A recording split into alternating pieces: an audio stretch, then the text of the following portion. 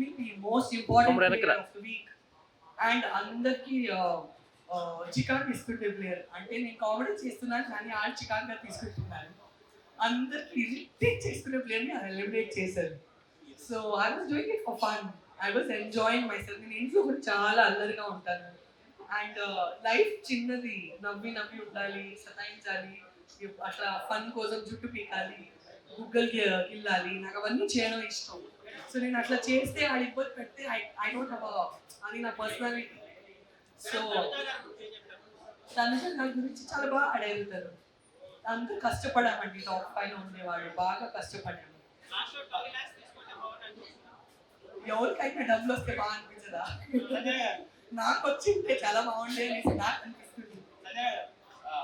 బయట మీ ఫ్యాన్స్ మీ పిఆర్ కూడా చాలా వర్క్ చేశారు. అండ్ ఒక ఇన్సిడెంట్ జరిగింది, ఆదిరెడ్డి గారికి మీ ఫ్యాన్స్ కావచ్చు పిఆర్ కావచ్చు వార్నింగ్ ఇస్తూ ఒక లెటర్ కూడా చేశారు. మీరు బిగ్ బాస్ హౌస్ లో ఉన్నారు కాబట్టి అది మీ దృష్టికి వచ్చిందా? దాన్ని మీరు ఏమైనా చూస్తారు? నాకు ఏమీ దృష్టికి రాలేదు.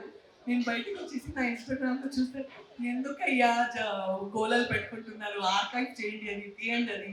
మాకు ఎవరు శత్రువులు వద్దు, అందరూ మా పరంగా ఉండని, మా పరంగా లేదంటే కూడా ఆడాలి, ఇంట్లో బాగుంటుంది, తీయండి ఈ లెటర్లని. ఏం చేస్తున్నా ఇన్స్టాగ్రామ్ లో నాకు తెలియక ఇవన్నీ ఏం జరిగింది అనేసి తలపడుతున్నా. బికాస్ మేము ఒక్కరు విధంగా పోతే తనకు ఒక 10 పీపుల్ ఉంటారు. తను నా విధంగా వస్తే నాకు 10 మంది ఫ్యాన్స్, నాకు 10,000 10 లక్షల ఫ్యాన్స్ ఉంటారు. వీళ్ళు గొడవ ఆడు గొడవ, ఎందుకయ్యా గొడవలు? ఉండే గొడవలు సరిపోలేదా? బిగ్ బాస్ జుట్టు సగం వెళ్ళిపోయిందండి, మళ్ళీ సగమే ఉంది తల మీద. నాకు ఎవరిని ఛాలెంజ్ చేయాలని నాకు ఇష్టం.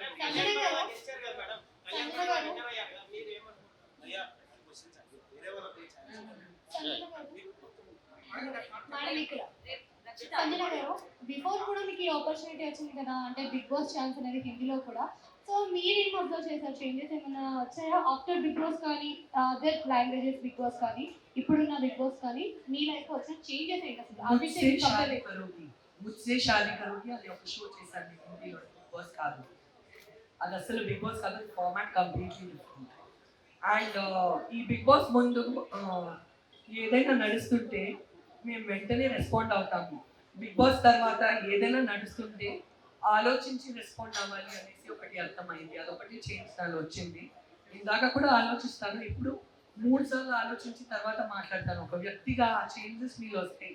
ఎందుకంటే మీరు 100 కెమెరాతో బ్రతికారు కదా, మీరు 100 కెమెరాస్తో బ్రతికి వచ్చారు కదా. సో ఇందాక లైఫ్లో ఒక్కసారి ఆలోచించి మాట్లాడతాను, ఇప్పుడు 3 సార్లు ఆలోచించి తర్వాత మాట్లాడే ఒక పరిస్థితి. లైఫ్ బ్రెయిన్ అట్లా ట్యూన్ అయిపోయింది. తెలుసో తెలియక మా మైండ్ అట్లా ట్యూన్ అయిపోతుంది, ఇంకా బాధ్యత వచ్చేస్తుంది. సంజన గారు ఫస్ట్ ఆఫ్ ఆల్ కంగ్రాచులేషన్స్ అండి, టాప్ 5లో ఉన్నందుకు. సో అంటే రీతుని ఒక ఆడపిల్లని ఆ మాట అనడం కరెక్టే అంటారా? అంటే రెగ్రెట్ మీరు ఫీల్ కూడా అవ్వలేదు, కావాలంటే హౌస్లో నుంచి బయటికి కూడా వెళ్ళిపోతాను కానీ నేనైతే సారీ చెప్పను అన్నారు. అంటే ఎందుకని ఇట్లా మీరు ఇలా ఉన్నారు? ఆ సిచ్యువేషన్ అట్లా వచ్చిందమ్మా. కానీ నేను రీతు వచ్చేసి దాని తర్వాత మాట్లాడుకున్నాము. రీతు కూడా నాకు 1000 మాటలు చెప్పింది, నేను కూడా తనకి చెప్పాను. ఆ హౌస్లో ఉండేసరికి మేము ఉన్నాం కదా. సో ఫైట్స్ నడవడం సహజం. మేము ఫైట్స్ చేయలేదంటే మీరు షో చూస్తారా? రాకెట్ లాగా జుమ్ పోయింది కదా నా గుడ్డు వల్లే. నాకు తెలీదు నేను గుడ్డు తిన్నానా, అక్కడ మర్డర్ చేశానా, నాకు ఎంత బాధ పెట్టారు తెలుసా. ఒక్క గుడ్డు కథ ఎక్కడ పోయిందనేసి ఊహించుకోలేదు నేను. సో ఆ హౌస్ అన్నీ సహజం. కానీ నేను ఈ గొడవల కంటే ఒక మనిషిని చాలా వాల్యూ చేస్తానండి. ఇవాళ ఒక 3.5 months మేము అందరూ జೊತೆగా బ్రతికి వచ్చామంటే ఎక్కడో నాకు ఆమె అంటే చాలా సాఫ్ట్ కార్నర్ ఉంది, ఆమెకు కూడా నాకు సాఫ్ట్ కార్నర్ ఉంది. నేను రిలేషన్షిప్ని ఇంకా గౌరవిస్తాను, నేను తన్ని ఇంకా గౌరవిస్తాను. తను నాతో లైఫ్లో ఎప్పుడు రీతు నాకు ఫ్రెండ్గా ఉండాలని నేను గౌరవిస్తాను. ఆ హౌస్లో ఏం చేస్తామండి, అసలు ఫోన్ లేదు, ఫ్యామిలీ లేదు, హోమ్ సిక్ ఉన్నాము. నామినేషన్స్ రోజు వస్తే నేను అసలు ఎందుకు నామినేషన్స్ పోయి కూర్చోవాలి, నేను నన్నే పోయి బాత్రూంలో లాక్ చేపించి అయ్యో ఈ ఒక్కరోజు నేను రాను బయటికి, నాకు నామినేషన్స్ అంటే ఇష్టం లేదు. నాకు నామినేషన్స్ అంటే నేను అది నామినేషన్స్ లాగా తీసుకోలేను, నేను అన్ని హార్ట్కి తీసుకుంటాను. అది నా ప్రాబ్లం. నేను హార్ట్కి తీసుకుంటాను, నేను అంత లైట్ తీసుకోలేను. అది బికాజ్ నేను ఎమోషనల్ పర్సన్. సో అవన్నీ ఎమోషన్స్లో అవుతాయండి. కానీ నాకు రీతు అంటే ఇప్పుడు కూడా అలారితో 100 వీడియో కాల్స్, అలారికి అందరికంటే ఇష్టమైన కంటెస్టెంట్ వచ్చి ఆ లారీ హౌస్ లోపల వస్తే తను రీతుతోనే ఆడాను. సో ప్రతిరోజు అలారికి వచ్చేసి రీతుకి ఫోన్ చేసి ఆ ఇద్దరు వీడియో కాల్లో ఉంటారు. నాకు ఆ రిలేషన్షిప్ నా హార్ట్ కి చాలా దగ్గర, అది చాలా important. So hi ma'am, Madhuri గారితో ఒక కాన్వర్సేషన్ అవుతుంది కదా ఈ రోజు నుంచి నువ్వు ఫైట్ చేయలేదు, తను నాతో ఫైట్ చేసింది. నేను నీకు బెస్ట్ ఫ్రెండ్ చెప్పాలంటే నువ్వేంటమ్మా నాకు ఇట్లా అండ్ మళ్ళీ వచ్చి గెలికాను. మాధురి గురించి ఏం చెప్పాలంటే ఏం చెప్పాలో అని ఏదైనా చెప్తే అసలు ఎట్లా తీసుకుంటుందో అనేసి అనిపిస్తుంది. తన మనసు మంచిది కానీ నోరు వచ్చేసి గుంటూరు కారం. సో అట్లాంటి వ్యక్తితో నువ్వు ఏదైనా చెప్తే కరెక్ట్ అమ్మా అని చెప్పాను. లేకపోతే మేమే తల పట్టుకోవాలి. కానీ she's sweet heart and she's very close to me. I'm very happy.